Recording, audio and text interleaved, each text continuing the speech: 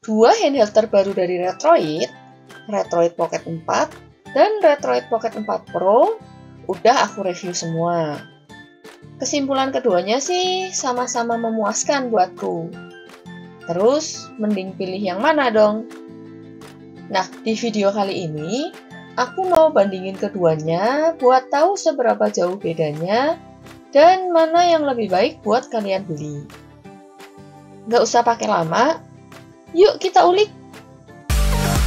Halo guys, selamat datang di Data Home.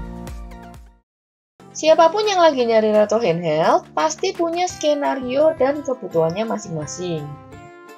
Ada yang nyari karena dulu nggak mampu beli konsolnya, ada yang udah punya konsol aslinya, tapi pengen biar bisa dimainin di mana aja. Ada juga yang udah punya HP gaming, tapi nggak suka main pakai HP, dan masih banyak contoh lainnya. So, buat nentuin mana di antara RP4 dan RP4 Pro yang lebih cocok buat kalian, tonton video ini sampai habis ya. Karena nggak cuma performa aja yang bakal aku bandingin di sini. Soalnya kalau ngomongin performa, jelas lebih menang yang Pro. Secara penampakan, RP4 dan RP4 Pro ini identik plek-ketiplek alias sama persis. Dengan build quality yang oke ala Retroid, sekilas keduanya punya vibes yang mirip sama Switch Lite kayak gini. Face button, analog, dan trigger, baik di versi Pro ataupun non-Pro, punya feel yang sama. Dan keduanya juga pakai hal sensor buat analog dan triggernya, biar anti-drift. Untuk layarnya, dengan setting color yang sama, warna layar RP4 ini kelihatan lebih putih dibanding RP4P.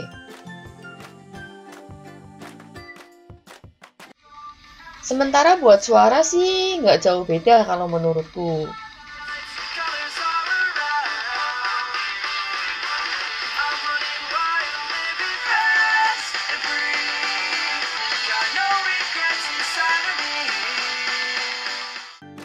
Dari sisi OS, RP4 masih pakai Android 11, sedangkan yang Pro udah pakai Android 13.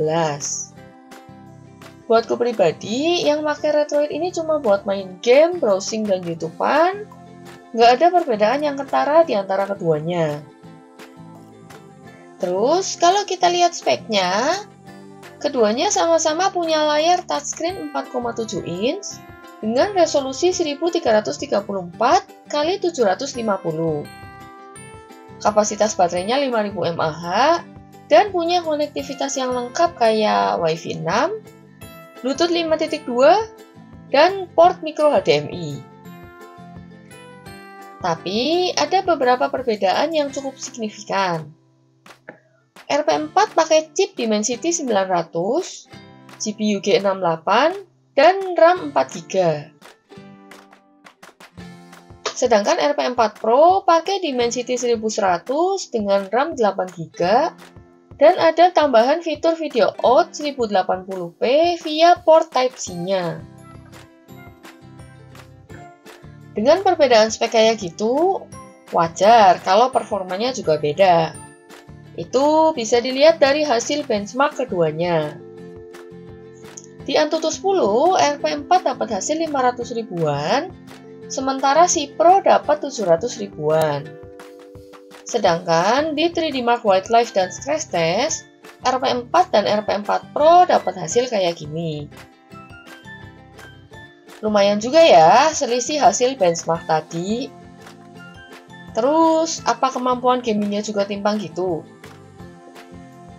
Untuk performanya, aku bakal tes menggunakan emulator dan game yang sama.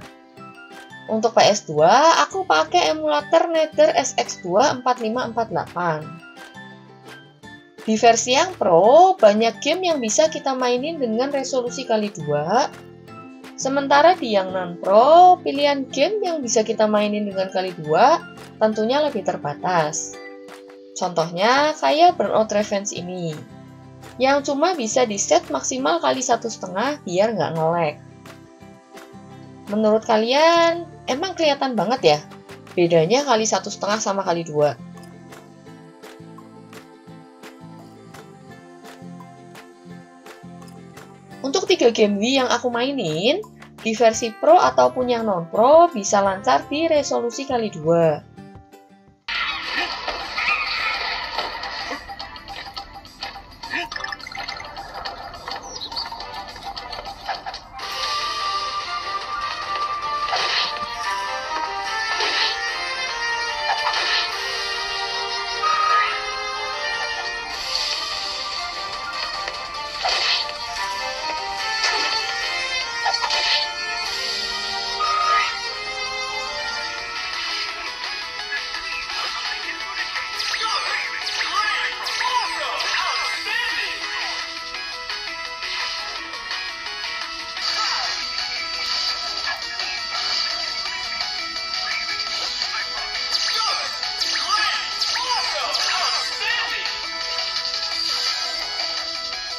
Untuk 3DS, kalian bisa mainin beberapa game sampai resolusi kali 3 di kedua handheld ini loh.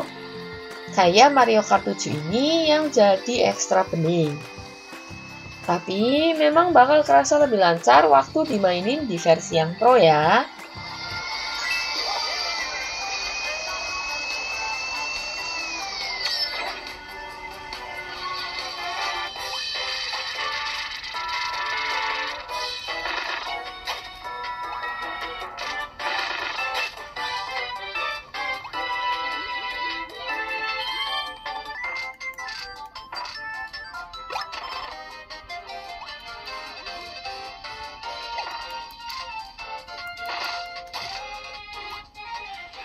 Untuk PS Vita, baik di versi biasa ataupun Pro, bisa dimainin dengan lancar di resolusi kali 1. Nah, sampai sini, menurut kalian worth it yang mana nih?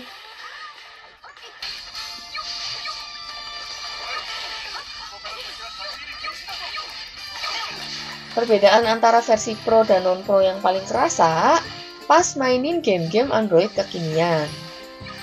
Contohnya, di sini aku main Honkai Star Rail. Secara default, RP4 dapat setting low 30 fps, sementara RP4 Pro bisa main dengan setting grafis yang lebih tinggi di medium 30 fps. Untuk pengalaman main di keduanya, buatku pribadi sih sama aja ya. Coba buat kalian para player Honkai, gimana? Masih bisa dibilang lancar nggak? Next, mengingat berita Nintendo dan Yuzu lagi anget-angetnya beberapa hari belakangan, jadi aku nggak bikin perbandingan Switch di video kali ini. Tapi, kalian bisa tonton aja video reviewku untuk kedua konsol ini.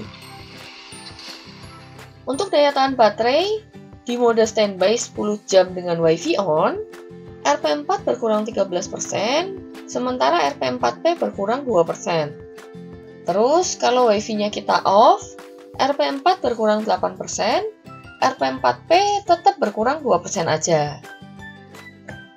Aku nggak ngerti kenapa perbedaan antara RP4 dan RP4P bisa lumayan jauh gini.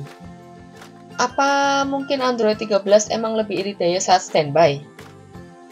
Sedangkan kalau buat ngegame di mode high performance selama 30 menit, setting fan-nya smart, main God of War kali 2 dengan emulator Nether SX2, RP4 berkurang 15%, RP4P berkurang 13%. Untuk charge, aku tes pakai adapter yang sama di 15 watt. Untuk ngisi 50%, RP4 butuh waktu 1 jam, sementara RP4P cuma butuh waktu 50 menit. Sekarang kita ngomongin harga dan ketersediaan.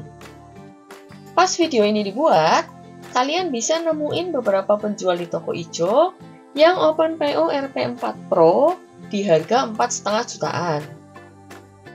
Untuk RP4 biasa di harga 3,5 jutaan. Oh ya, itu semua aku ngomongin harga baru ya. Sekarang pertanyaannya, mending beli yang mana nih? Biar lebih enak jawabnya, aku udah bikin tabel perbandingannya secara umum. Pertama, kita masuk ke kelebihannya dulu ya. Dari sisi performa, RP4 punya performa yang mantep buat emulasi. Bahkan masih tetap bisa upscale PS2, 3DS, atau Wii. Tapi RP4 Pro jelas punya performa yang lebih oke lagi dibanding RP4. Untuk main Honkai, RP4 dapat setting low, sementara RP4 Pro dapat setting medium. Kemudian, dari sisi harga saat ini, RP4 adalah handheld terbaik 3 jutaan, dan RP4 Pro adalah handheld terbaik 4 jutaan.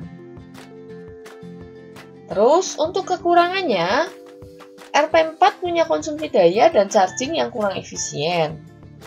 Sementara di RP4 Pro, rasanya sayang banget punya konsol powerful, tapi nggak maksimal buat mainin Switch, karena Yuzu di-ban. Terakhir, kesimpulan menurutku, RP4 cocok buat kalian yang punya budget terbatas 3 jutaan, lebih ngutamain main game retro, dan nggak keberatan mainin game Android kekinian dengan setting low sampai medium, tergantung gamenya. Sedangkan buat kalian yang bisa nganggarin budget lebih, dan tambahan dana up to 1 juta itu nggak terlalu berat buat kalian, kalian bisa beli RP4 Pro aja. Nah, kurang lebih itu pendapatku. Gimana kalau menurut kalian? Boleh share di kolom komentar ya. Cukup sekian video di tahun kali ini. Sampai jumpa kembali di video selanjutnya. Semangat bermain guys!